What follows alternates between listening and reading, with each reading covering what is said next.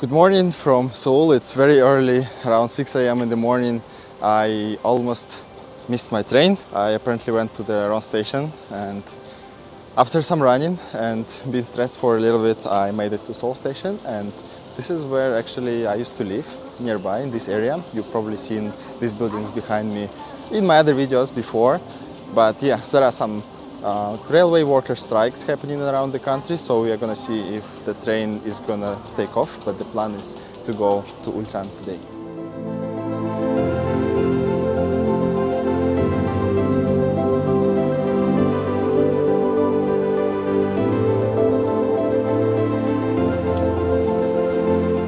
Alright, so after 2 hours I made it here to Ulsan, and the reason why I'm in Ulsan is because I've heard from locals that Ulsan is one of the two cities that they call Nojem Doshi, which basically means no fun city.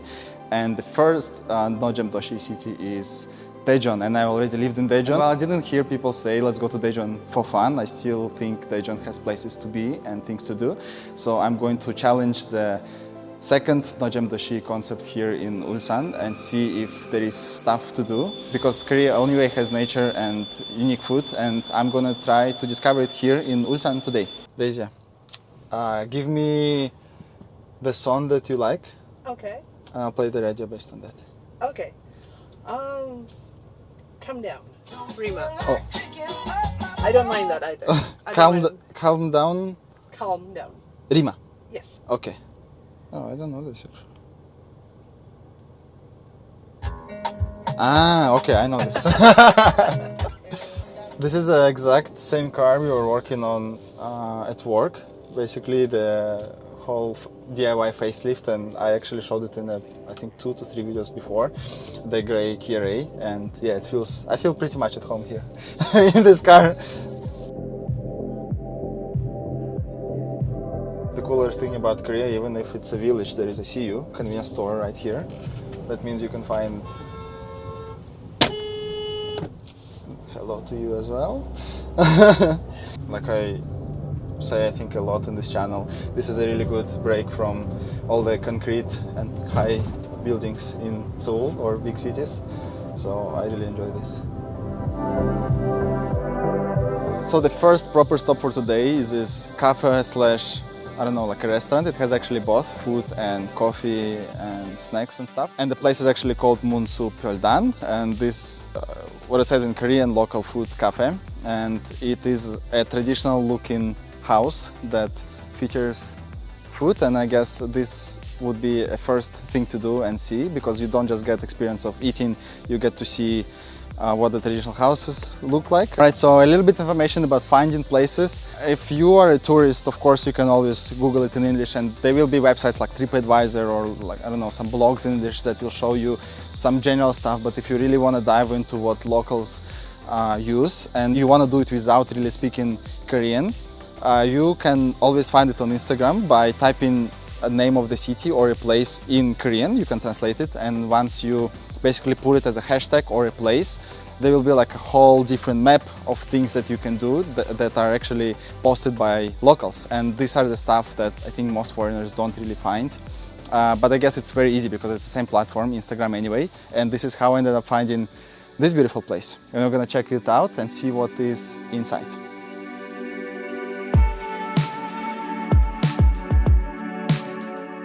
So the location itself is pretty small. You have 2 buildings. And I think what sets it apart is that there is one part where you have to remove the shoes and you sit on the floor, which is, I guess, the coolest experience. And then you have a proper like table over here. And then you can choose. The place doesn't just have coffee or drinks. It also has food, simple food like ramen, bibimbap, Korean pancakes as well, kimchi pancakes. And yeah, we're gonna find a place to sit and drink tea. It's one of very few cafes where you have to remove the shoes, and this is how it looks like on the inside.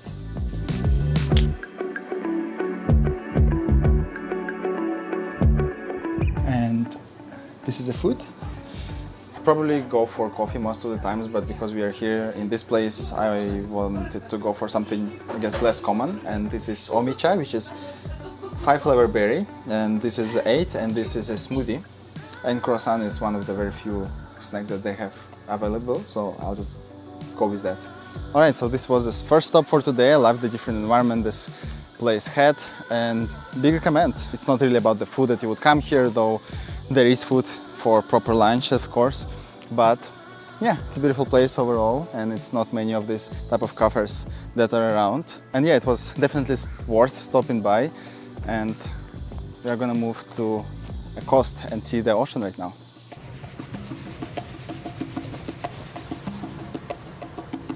And now we made it, yeah, to the coast of Ulsan. Definitely a different feel. We are gonna see if we can get some food first.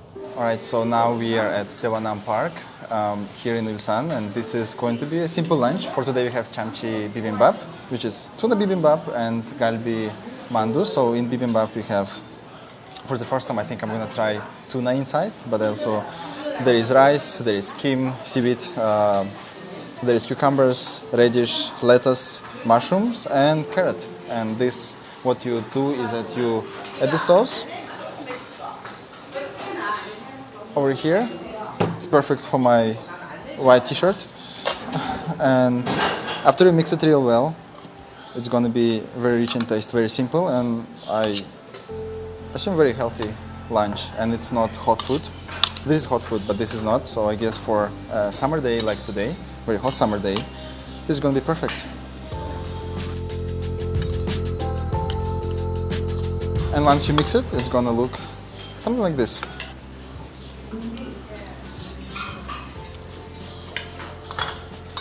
Very good. I like this food.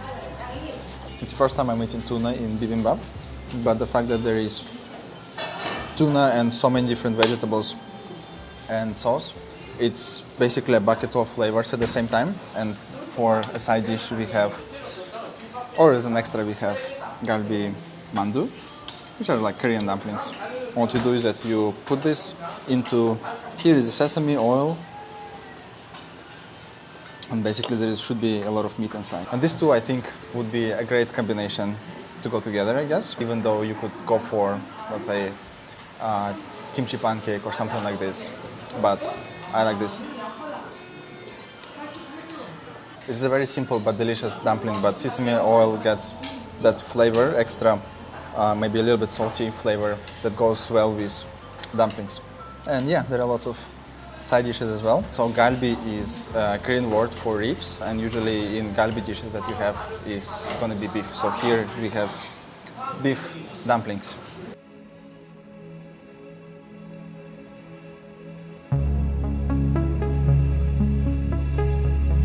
So we are here by the suspension bridge, and this is one of the famous spots here in Ulsan, I guess. I expect to see the city, take some good videos and see what the view is like.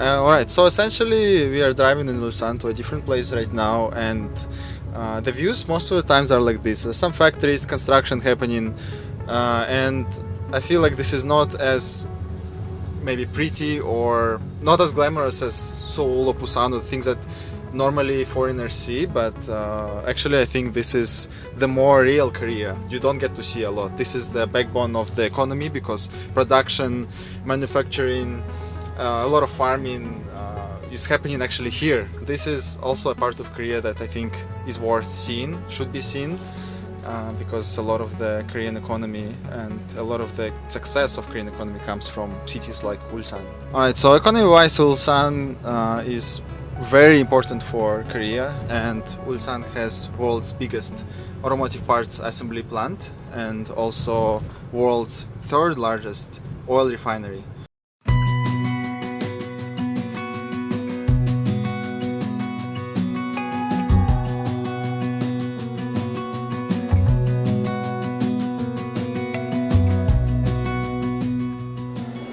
Alright, so I'm right now inside the cafe, And it looks so good. It's so different. It's so spacious, modern, but at the same time kind of minimalistic. And the view outside is amazing.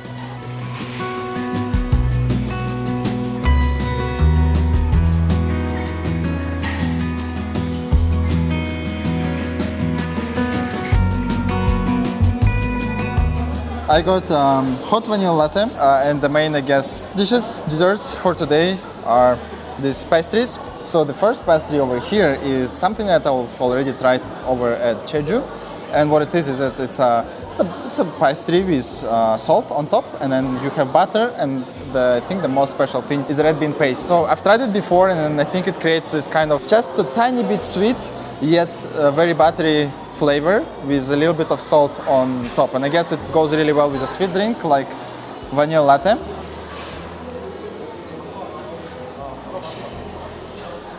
No one just came to Korea has to be surprised with red bean products like ice cream, desserts, anything. I feel like after being here for so many years, I'm starting to like the taste and understand why people get it. The red bean paste is a little bit chewy, mushy, and you feel butter. Butter is what makes it a little bit less dry, I guess. And you definitely feel salt on top of it because it's a quite big pieces of salt here. I like it. I like this dessert. It's probably not the healthiest, but I don't know. It's the second time I eat this in my life, and it's worth it. I think it's really worth it. And the second pastry that I have here is what looks like croissant type of, what is it, pastry? With would be marshmallow or some sort of jello with cream, and on top of it is a soybean powder. So I will give it a try. I have no idea what this is. So the thing is, yeah, I don't know how to describe it really. I like it. I prefer this more, but I can definitely eat all of this as well. It's not as sweet as I expected. The cream itself is not super sweet, which is, I think, a good thing. I don't know what the powder, probably soybean. I kind of agree with you. Soybean paste, soybean powder is what's here. All right, so the cafe actually has a rooftop, and I'm about to show you one of the coolest views I've seen in any cafe. Welcome to almost on top of Ulsan, or outskirts of it. This is a view.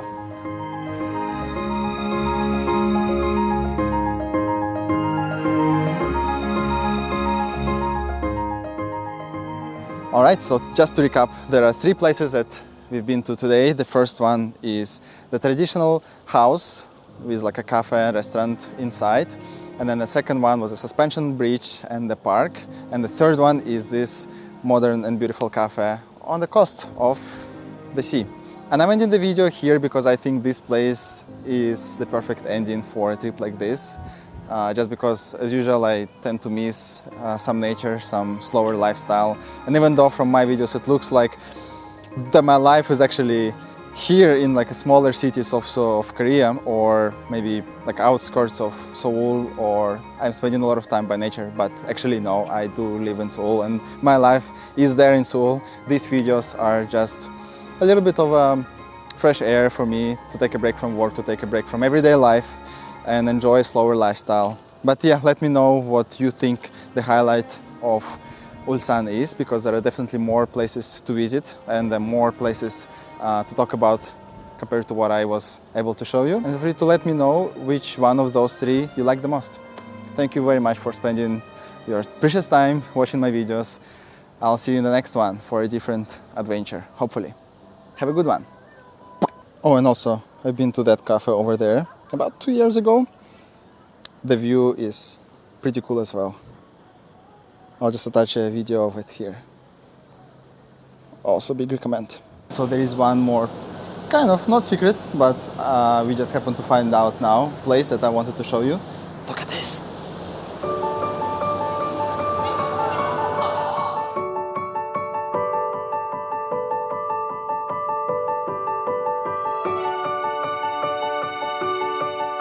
So this place is called Ocean Cinema, and this is where people sit and enjoy this very spectacular view. We almost left this place without finding about it. And it's also a no kids zone. Arguably, the most exciting part of this place is that the edge of this cafe is connected to the sea itself, and this is how the view looks like on the opposite side.